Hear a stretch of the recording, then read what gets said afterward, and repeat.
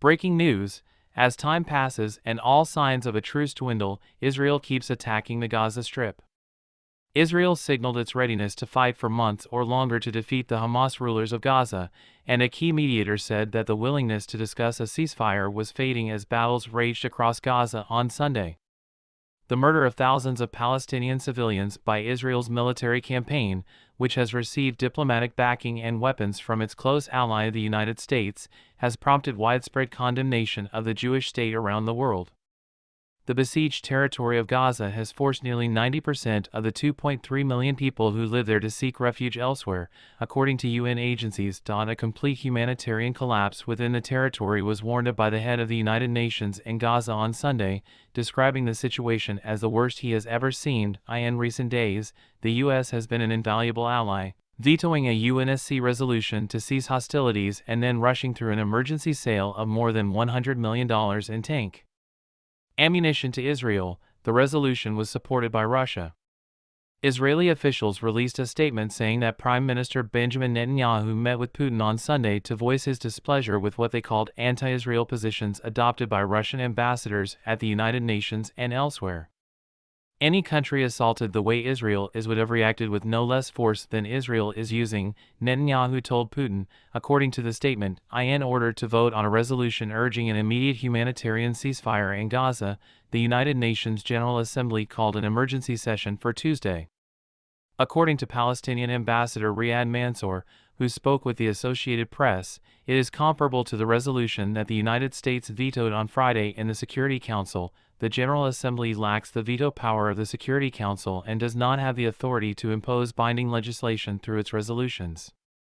However, as a gauge of world opinion, they remain significant, since the assault by Hamas and other militants on October 7 killed 1,200 people and captured around 240. Israel's air and ground war has killed thousands of Palestinians, the majority of whom were civilians.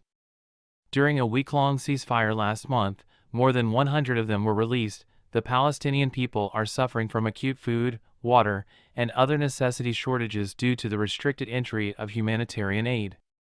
Concerns that Palestinians may be forcibly removed from Gaza have been voiced by some observers. At a meeting in Qatar, a crucial go-between, United Nations Secretary-General Antonio Guterres warned that public order could completely break down soon, and an even worse situation could unfold, including epidemic diseases and increased pressure for mass displacement into Egypt and other dire consequences. Allegations of mass displacement from Gaza were described by Eylon Levy, an Israeli government spokesman, as outrageous and false. To end the war and free all hostages, mediation efforts will go on, according to Qatar's Prime Minister Sheikh Tamim bin Hamad Al Thani, who expressed disappointment that, unfortunately, we are not seeing the same willingness that we had seen in the weeks before. Tzachi Hanegbi, Israel's national security advisor, stated on Channel 12 TV that the United States has not given Israel a deadline to accomplish its objectives. The evaluation that this can't be measured in weeks is correct, and I'm not sure it can be measured in months, he commented. Regarding the length and nature of the conflict, U.S. Secretary of State Antony Blinken told CNN that these are decisions for Israel to make. According to Ayman Safadi, the foreign minister of Jordan, Israel has created an amount of hatred that will haunt this region that will define generations to come. He warned that the war in Qatar would be an unwinnable endeavor in northern Gaza, where airstrikes have leveled neighborhoods and ground forces have operated for more than 6 weeks. Israeli forces encounter strong resistance, leading to fighting and arrests in the region. Channel 13 in Israel aired videos showing dozens of prisoners with their hands raised in the air, undressed. With an assault rifle slung over his shoulder, one man advanced and dropped a weapon to the floor. There are other videos that depict similar scenes involving groups of men who are not armed and who are bound and blindfolded. A number of detainees who were released on Saturday spoke to the Associated Press, describing being beaten and starved. People are undressed to make sure they are not hiding explosives, said Israeli military spokesman Daniel Hagari, adding that dozens of arrests had taken place in 2 Hamas strongholds, Shujaiya, a neighborhood in Gaza City, and the Jabalia refugee camp, a densely populated urban area housing Palestinian families who fled or were forced out of what is now Israel during the 1948 war. Were reportedly still the sites of heavy fighting, according to residents. A local of Shujaiya named Hamza Abu Fatah said, "They are attacking anything that moves."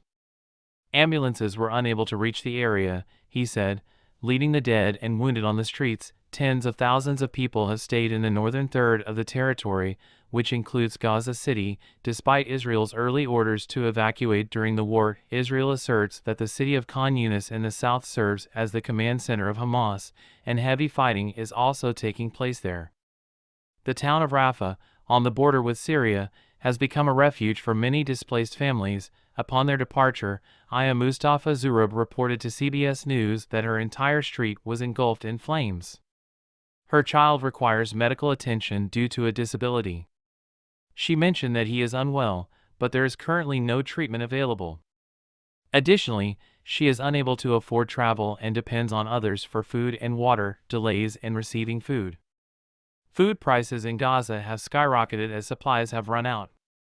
A UN distribution center had been Abdul Salam al-Dalawi's daily destination for nearly 2 weeks, he claimed, as he sought supplies for his family of 7.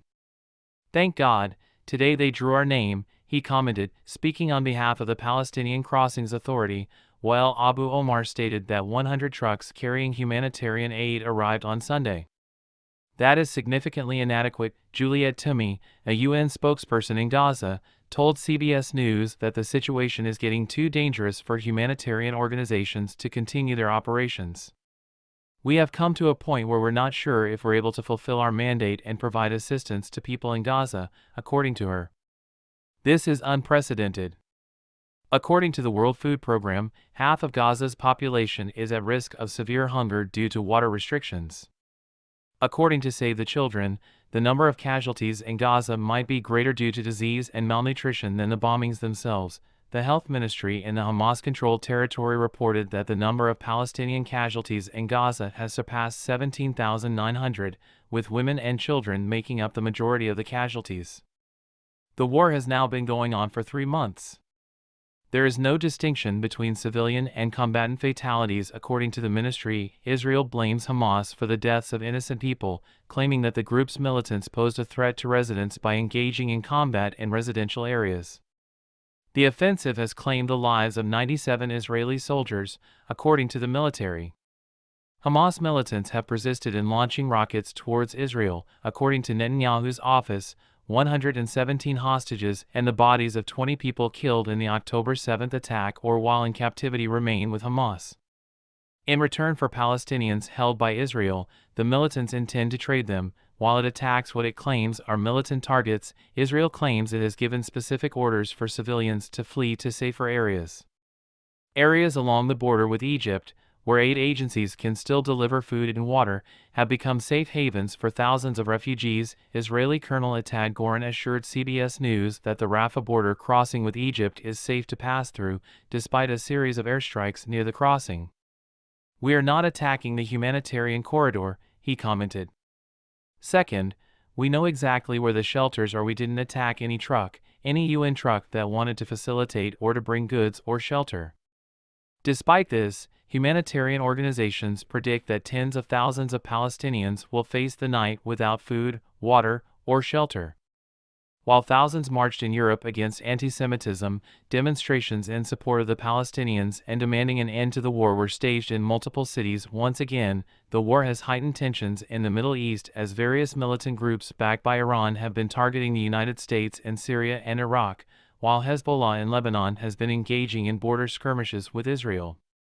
The Israeli army ramped up their bombardment of border towns in Lebanon using artillery, drones, and planes.